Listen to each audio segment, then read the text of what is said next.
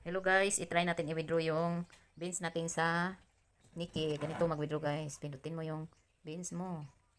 Tsaka pindutin mo yung to. Pindutin mo yung withdraw. Beans withdrawal. 21. Total amount of withdrawal. $21. 21. Wala. 21. Ay, 20 lang ma-withdraw. At saka i-click mo itong withdraw. Successful operation. Ayan. Hintayin na natin yung ano.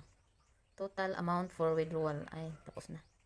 Hintayin na lang natin darating yun sa GCash guys. Tingnan natin kung na ano na ba, lumiit ba yung ano natin, beans. Ayan oh.